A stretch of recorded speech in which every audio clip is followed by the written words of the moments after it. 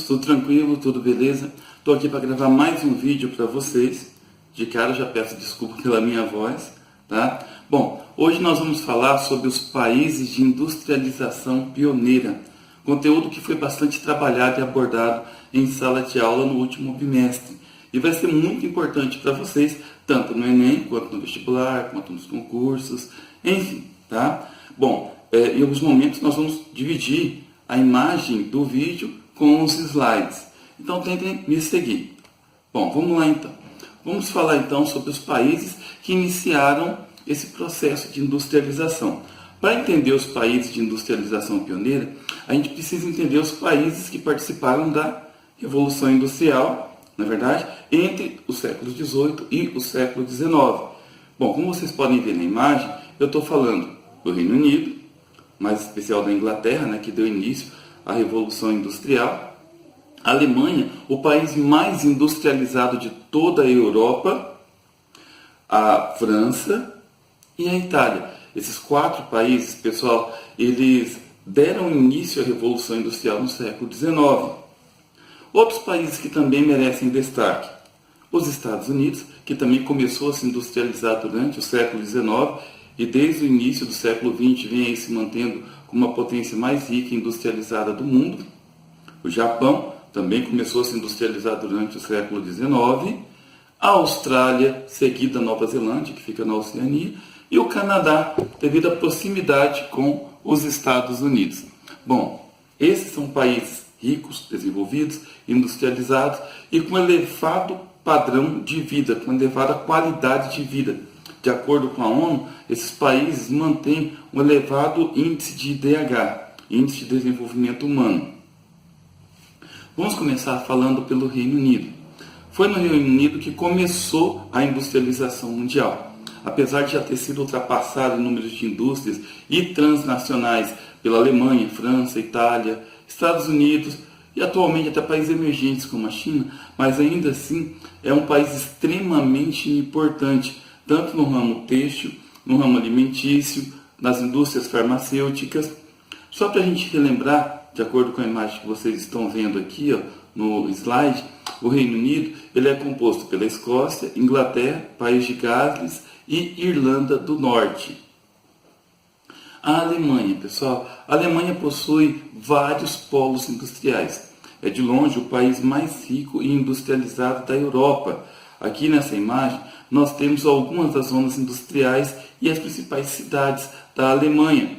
A cidade de Düsseldorf, Colônia, Bonn, o polo industrial de Berlim, Munique, Stuttgart, são polos industriais muito fortes, na verdade, que tem um nível bastante industrializado.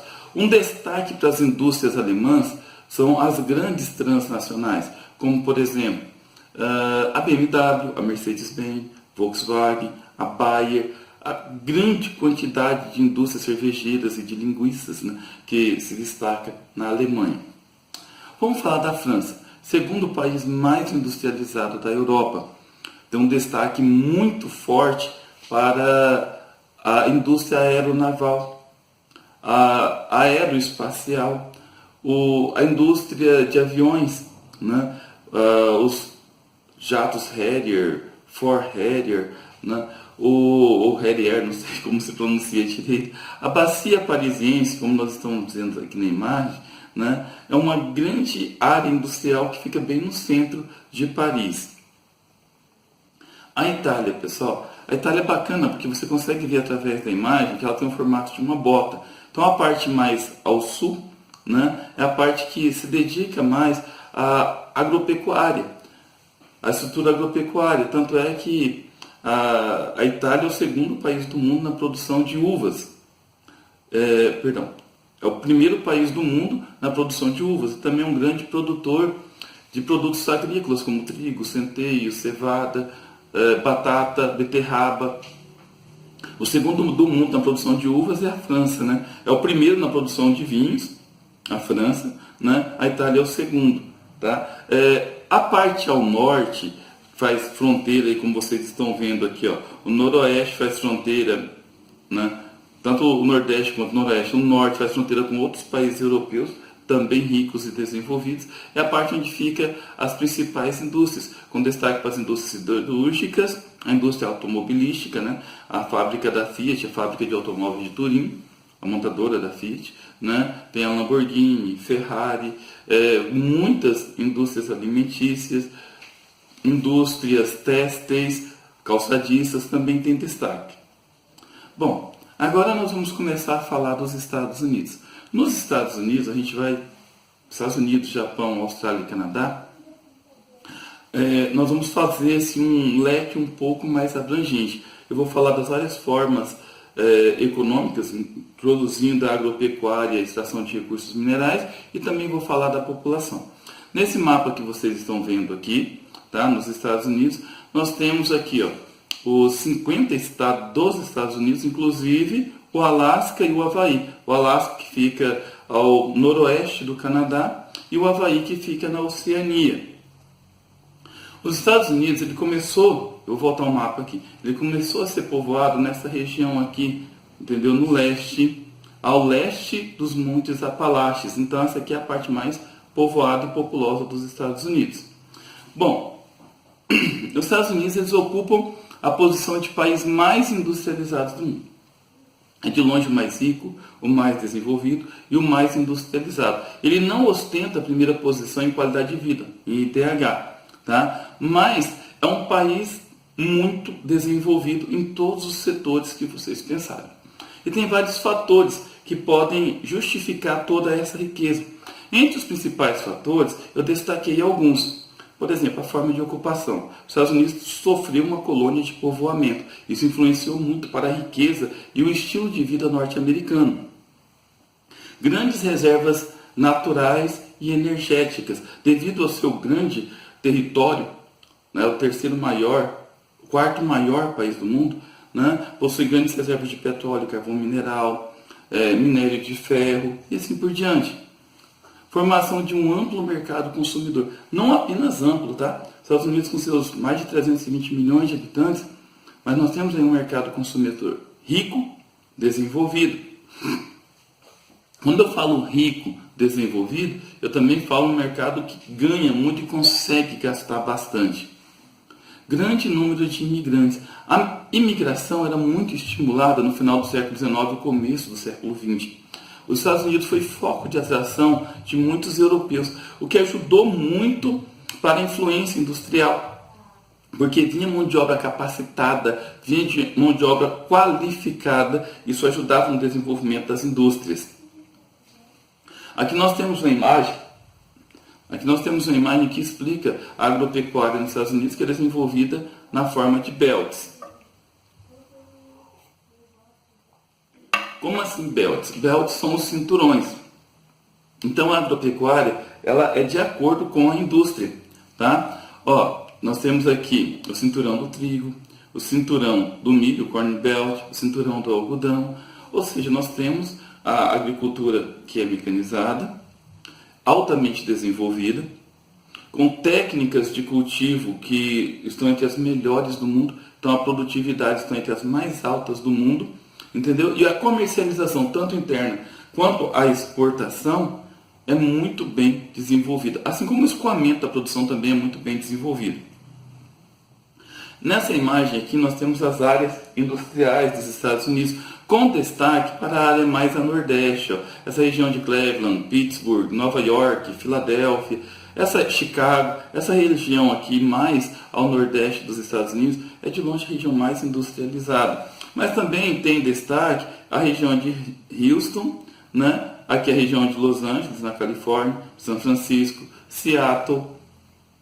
Bom, as indústrias dos Estados Unidos são as mais diversificadas possíveis. Como vocês podem ver na imagem, tem a eletrometalúrgica, a indústria têxtil, automobilística, aeronáutica, naval, indústria de material bélico, material ferroviário, indústrias petroquímicas e assim por diante.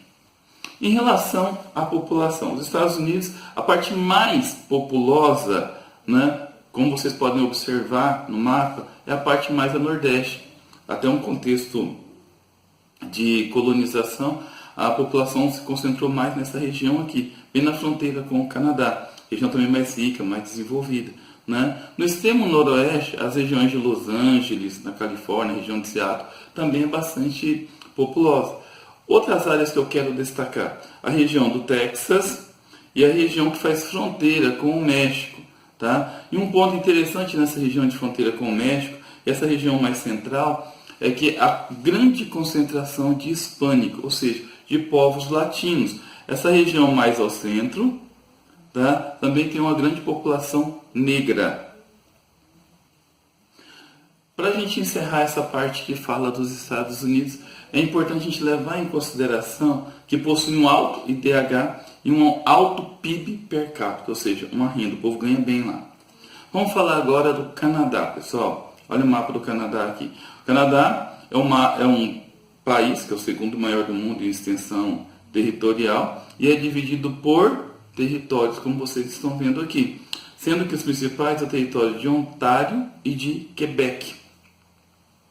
Bom, entendendo o Canadá, né? Como eu já disse, segundo maior país do mundo em extensão territorial, ele é pouco populoso e pouco povoado, nos seus 35 milhões, 35,8 milhões de habitantes, dá uma média de 3 habitantes por quilômetro quadrado, ou seja, devido à sua grande extensão territorial, a população é muito pequena, sem contar que 90% da população do Canadá se localiza ao sul do Canadá, próximo à fronteira com os Estados Unidos, aquela região dos Grandes Lagos.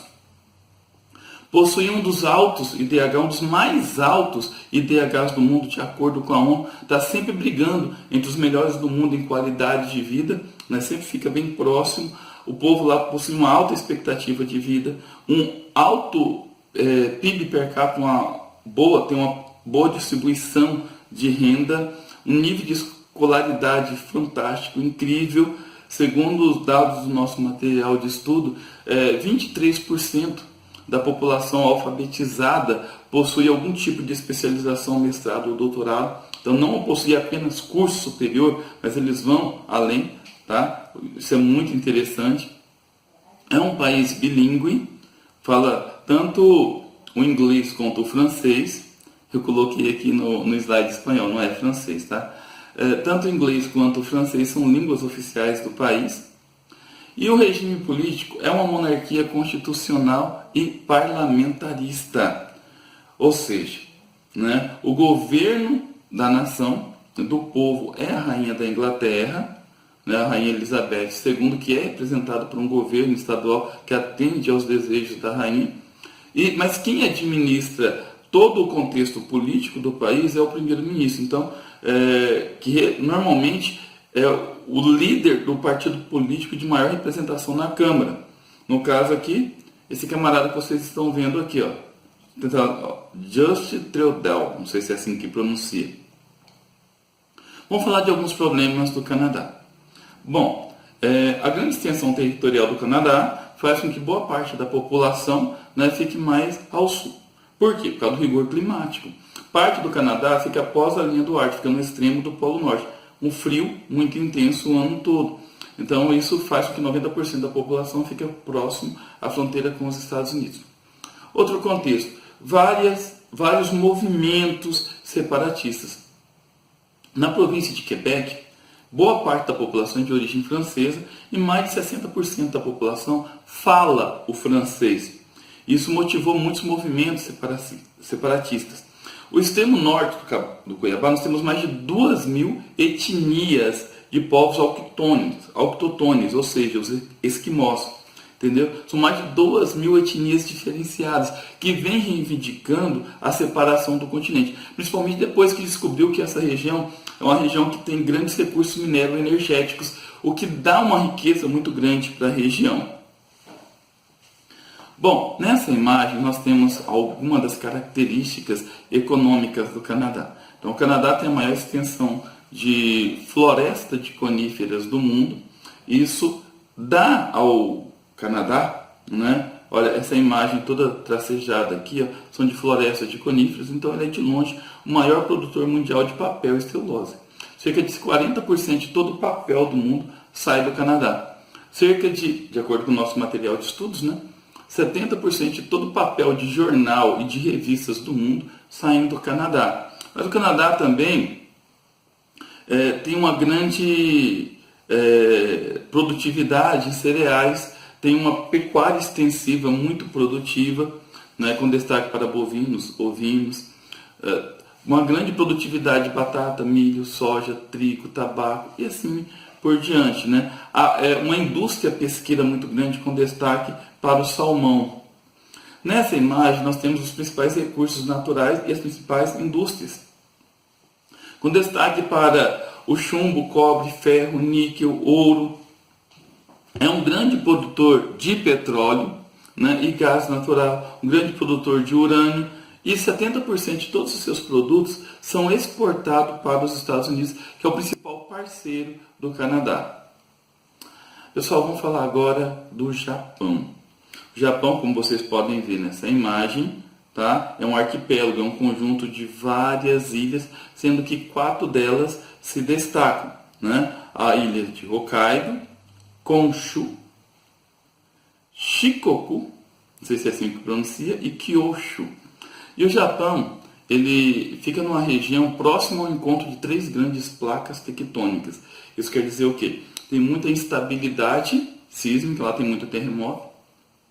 Lá também tem muitos vulcões ativos. Isso faz com que a população se concentre em apenas 1/3 do território, a região de planície. É por isso que o Japão tem uma das maiores megalópolis do mundo, que é a região de Tóquio.